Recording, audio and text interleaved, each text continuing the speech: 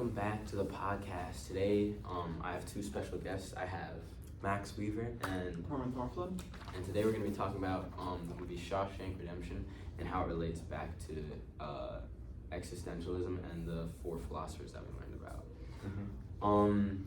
Now the two characters in the beginning of the movie, Andy and Red. In the very beginning of the movie, Andy gets sent to prison, and in my opinion, he seems a little lost. Like he lost his purpose. He seemed depressed. Yeah, And he seemed kind of, I guess, out of it. Like, he was not focused on anything at all. Like, he was just like, yeah, this is happening. Yeah, I think the he was entire still, like, opening. Yeah, he was still like in shock because like he Yeah, just gets exactly. there and he's like, wow, this is my life in these Yeah. walls. And I think Red pointed it out because when he was going into the prison, Red pointed out Andy and said, I think like he's gonna be the first one to like crack on the first night First one because he to looked like panicked. He looked lost. He like just had no idea what was going on. And I think that was really important because it shows like if you look at him in the beginning of the movie and towards the end, like how much he changed or like Yeah, he's completely different at the end of the movie where he's more confident, whereas at the beginning he's just kind of going along with things. Well, yeah, because at the end he was able to like make connections and make friends and Yeah. Yeah, you know. exactly.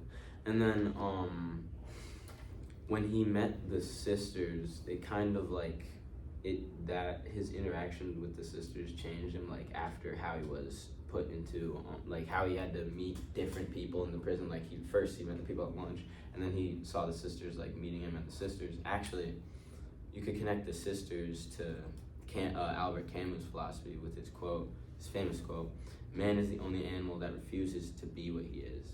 Yeah, so they're like giving into the desires, whereas Yeah, they're like as like opposite to what Camus said. yeah. And then after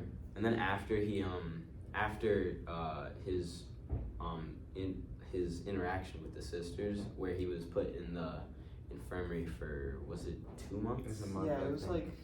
like a month or 2 months, I think. After that, he that's when he kind of after seeing the movie, you could like if you look back, that's when he found a purpose. He was like, I need to get out of out prison. of here. And then he got the I mean, he had the stone hammer a bit earlier, where he was just carving pieces of rock. Yeah, I think that was just to keep him occupied. Yeah, but Yeah. then after he was sent to the hospital and got the poster, then he started like He was like, I gotta get out. trying to escape his purpose. Yeah, and then he got Yeah. purpose.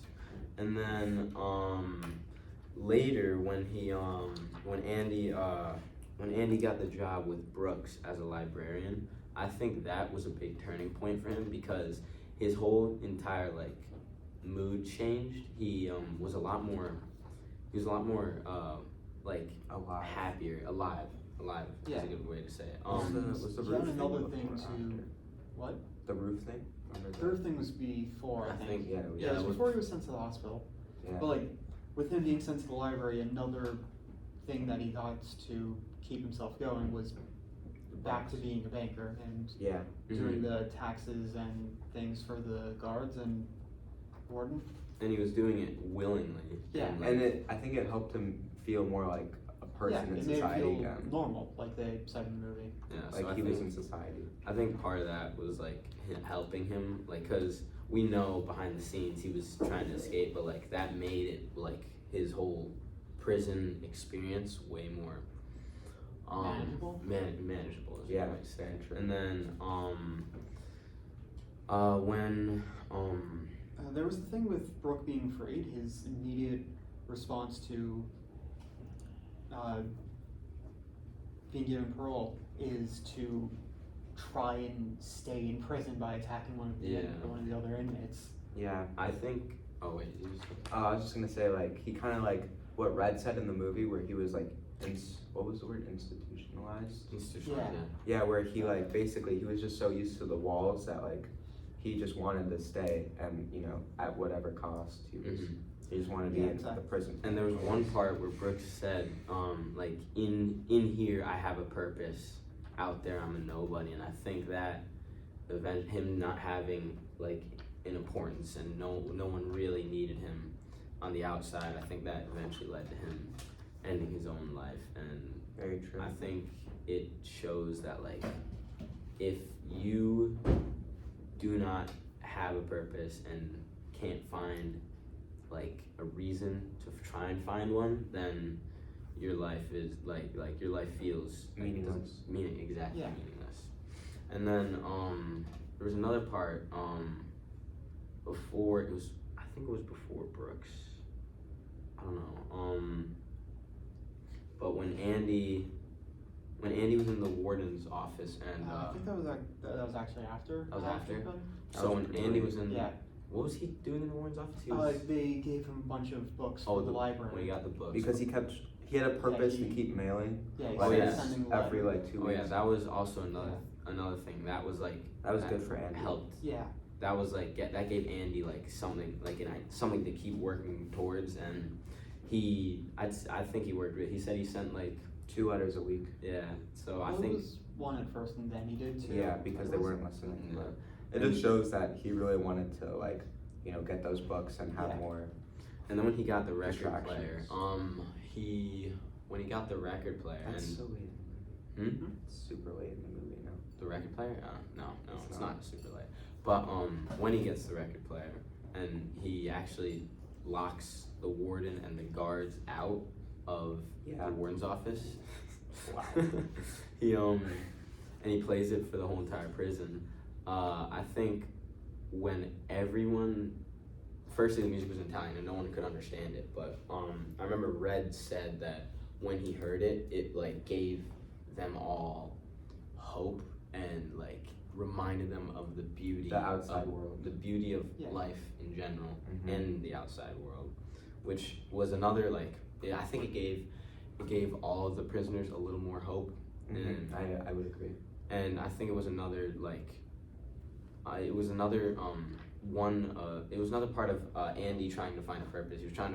He was finding purpose through meaningful work. He was sacrificing his own safety with the guards And his, and like, the warden opportunities. and his opportunities in putting himself in danger by playing the record player and not listening to the warden and yeah. So But I think it was good for him to do that because, like, I think even though he knew he was gonna get in trouble, he just hearing that music, I think, like, helped clear his mind yeah, because of like being in prison and how like dark and like, gross and whatever it can be. Like, I think the music yeah. really has a big part in his. And then for Andy.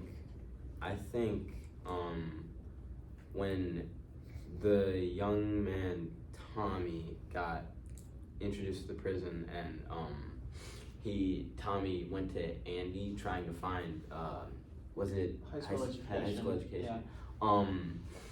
That sparked Andy, and I think because you could possibly relate this to Andy having his own child, because it was like Andy was like willingly doing this. He was like every day teaching him. He had to teach him how to completely The ABCs. yeah, the ABCs. He had to teach him to read.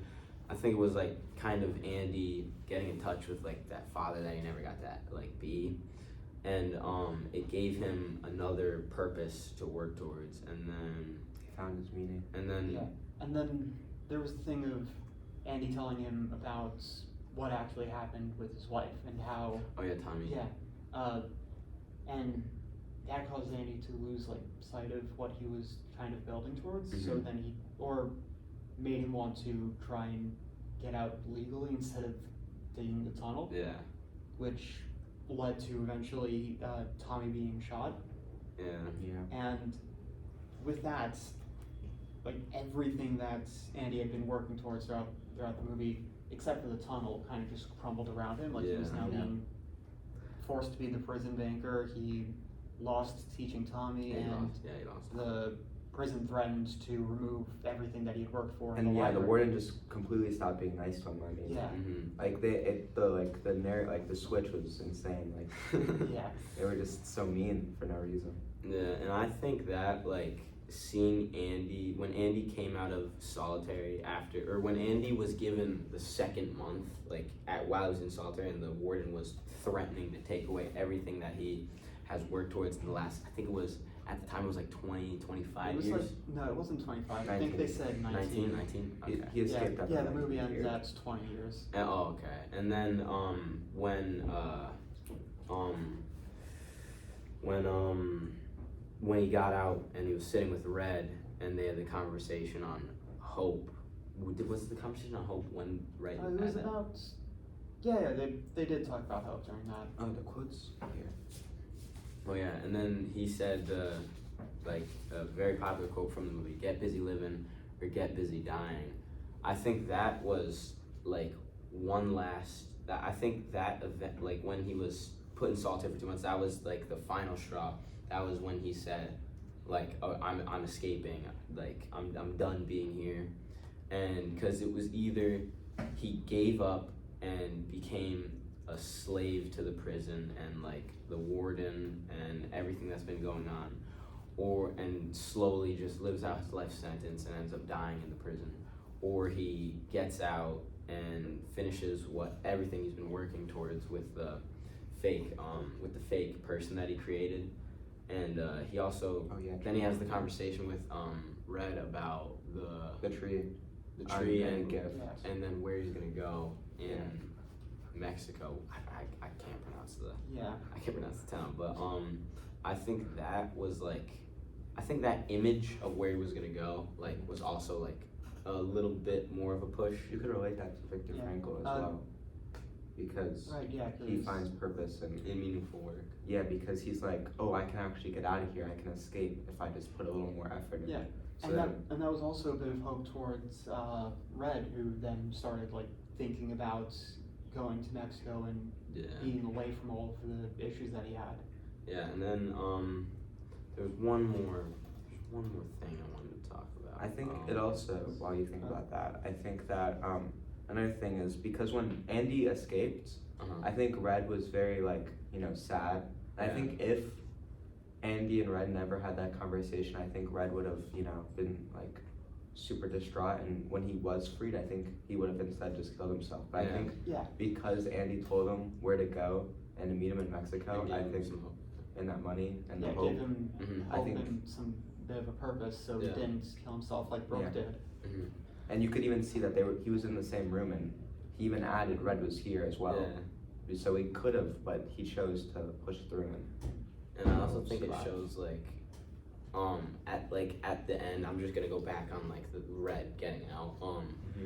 Like the fact that it was Red went through the same exact thing that Brooks did, but like it just shows like how important people having or believing that they have a purpose is to people. Because Brooks, I mean, he probably was out of prison for like 2 weeks, and then Red went through the same exact thought process. Yeah, the grocery store.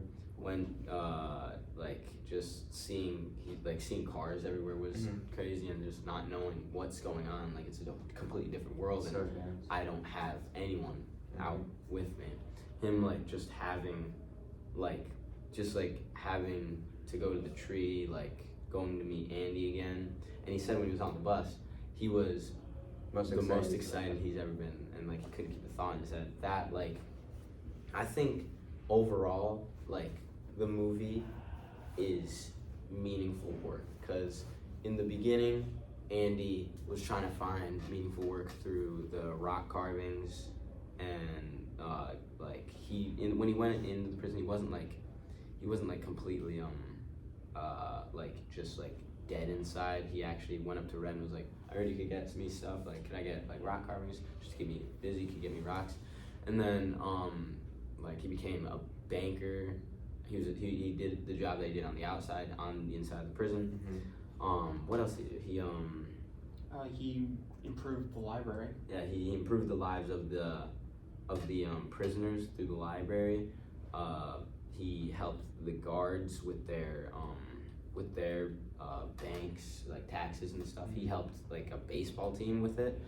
So, and he did that all willingly and happily. So I think that like mostly the movie is about like meaningful work. So you could say that the movie truly relates to Viktor Frankl the most out of all the other philosophers. Would you say that? I would think so, completely. But you did. I think another thing with Red as well is when he was talking to the the guards again before he left, because you know how you have to talk to the guards to leave. You could see how like authentic and like true he was at the end, because he stopped caring about how like, you know, they were kind of like, what's the word? They didn't allow him to leave even when he was being serious before. But now that he was like truly authentic, I think that seeking authenticity. Yeah. But I think one more quote that really, like, it's another Viktor Frankl quote, but when we are no longer able to change the situation, we are challenged to change ourselves. What do you guys think that means? If you're in, I guess if you're in a hard situation, you need to adapt to it, which in the story is exactly what Andy did. Yeah. Instead of just shutting down, he pushed through. Yeah, because, like, well, do you have anything to say? I was just gonna say, like, because basically in Viktor Frankl, he was in the Holocaust, which was a horrible event, and he like had nothing. It was worse than what Andy's situation was, and he still was able, because it's not, even if he can't like change anything with his body, his mind, he can like change the way he thinks, and he can change the way like his thought processes, so he can think, you know, I have hope, I can make it to the end, and that gave him meaningfulness. And that's, I think, agreeing with Corwin, that's what happens in the movie, and what happens to Andy. I think, and going back to what Corwin said, Andy could have been like, he could have gone insane, like screaming, "I'm innocent!" like the whole time he was there. But he didn't. Eventually, he's like remember when the second bus came of new prisoners after I think he was in for like a couple years, and he said that like his lawyer screwed him over, or like basically saying, "Oh, I did it, but my lawyers messed it up." We're all innocent, aren't we? Yeah, I think like because what he could have said was, he could have been like, I'm like truly innocent, I didn't do anything. He could have like made sure everyone knows that he was innocent, but like he didn't. He just And everyone thought he wasn't innocent. Everyone thought he did actually kill his wife. And he didn't try and convince them either. He didn't try and change their minds. So like that is also like him, like just he changed like his point, because he could have been like really annoying on saying like I'm like I keep going back like how he's innocent. Yeah, but he didn't. So like I think that shows like how much he changed. Like he changed himself in the prison, like in a couple years in the prison, and like how he also helped change the situation around him mentally. And yeah, but I definitely think that oh wait, sorry, another quote another quote that I remembered from Friedrich Nietzsche: "He who has any why to live can bear almost anyhow." Yeah.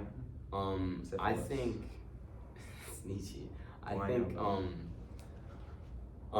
this quote relating to Andy's why to live is to eventually sneak out of the prison. I think that's what he's working towards.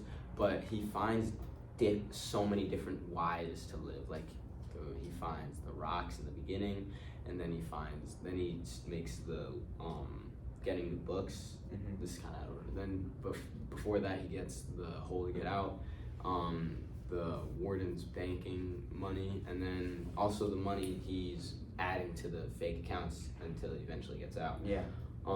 And he doesn't lose his mind after being in solitary confinement for 2 months in a row. He doesn't even lose his mind for being in prison for like 19 years. Yeah, and getting attacked by the sisters in the very beginning, getting horribly. That was for the entire first 2 years. Yeah. And so yeah, I think that's like that might be like the best quote to relate Andy to, because I think he would compare the most to Nietzsche. That also actually connects to Red and Brooke, with Red continuing living and eventually finding Andy, and Brooke not having any why to live, and so killing himself. Yeah, that makes sense. So I think the movie Shawshank Redemption is mainly about finding meaning in just in the worst situations or in life in general, because it has people who lost their meaning like Brooks, and people who already had meaning like Red, and then people who lost their meaning and then had to find it again like Andy in the end. And in my opinion, this movie is a 9 out of 10. Would recommend. I would, for me, it's a 9 out of 10. I would also recommend it. What about you? I'd say like an 8 out of 10. Alright, Fair alright. enough. Yeah, it was slow. It was a bit slow at Yeah. some points, but that's just personal preference. That's Yeah. fair. That's a fair shout. Alright, well, you guys ready to wrap it up? I think Yeah. Alright, this was a good podcast. it was. 20 minutes. 20 minutes. 20 Thank you minutes, for 20 tuning in. minutes.